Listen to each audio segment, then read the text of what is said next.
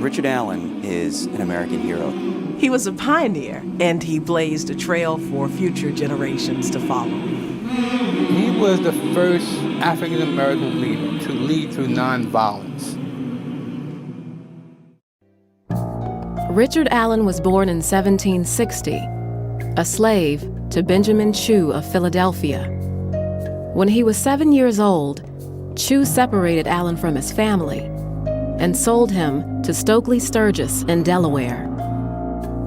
Your mother has already been sold. You've been separated from beloved family members. You're working long, grueling days. You look around you and all you see is slavery and bondage and hardship. At age 17, he joined the Methodist Society, which met in the woods around the Sturgis farm. That was really the foundational moment in his life when he meets these Methodist ministers who are, going through Delaware and preaching the gospel, and his life is converted. He's literally changed.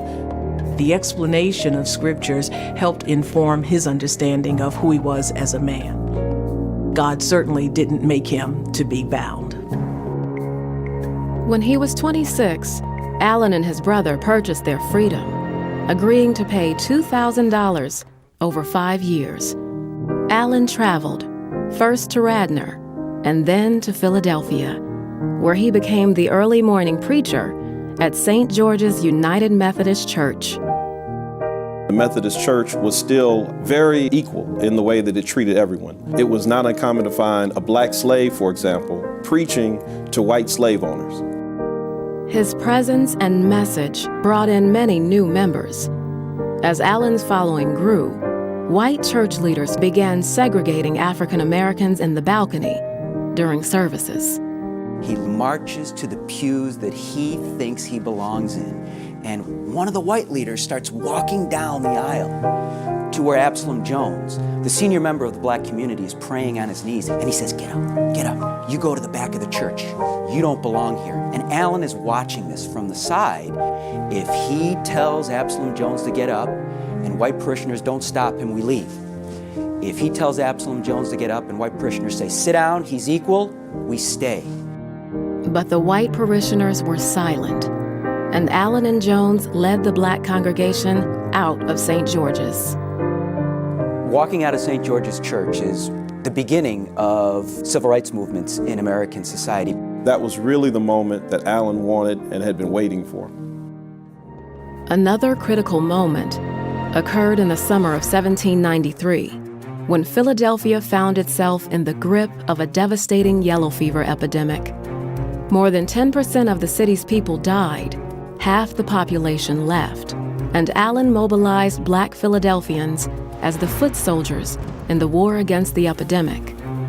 They looked at it as an opportunity to show our responsibility as citizens, our civic duty. Allen had a relationship with Benjamin Rush, the city's leading physician, who assured him that caring for those infected with yellow fever would improve the standing of African Americans in the city. Once the fever passed, publisher Matthew Carey printed his account of the yellow fever outbreak. He charged black Philadelphians with theft and extortion. Allen and Absalom Jones were outraged, and they went on the offense, printing a detailed rebuttal to Carey's account. They put together the first copywritten book by African Americans in this country. Richard Allen understood that you've got to put things down in writing, and that if it's not written, then it did not happen.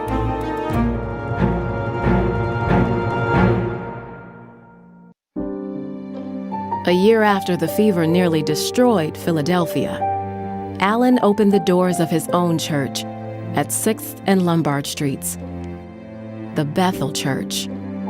The idea of a free, independent African church under its own control was a very powerful symbol that many blacks throughout the country latched onto, which is also what made it a threat. For those who were bound to the institution of slavery, the last thing you wanted was somebody like Richard Allen out there meeting behind closed doors and nobody knew what he was saying.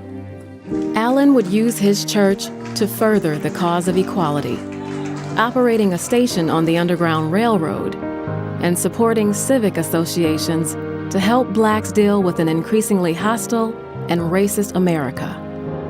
By the early 19th century, powerful forces were trying to undermine Richard Allen. Slavery is expanding in the South, and slaveholding interests are trying to resettle free blacks like Allen in African colonies.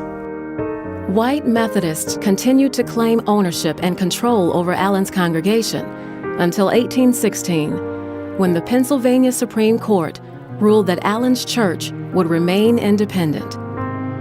That same year, Allen united 5 congregations to create the African Methodist Episcopal Church, the first autonomous African American religious denomination in the United States. This is not simply a white man's republic. No one else in the white founding group of Washington, Madison, Adams is talking in those terms. That's why Allen's so important. He comes along and pierces their thoughts and shows them, at least tries to show them, that this is a contradiction, that you can't have an empire of liberty without black freedom. Richard Allen died in 1831. His dream for equality and freedom still burning, but unrealized.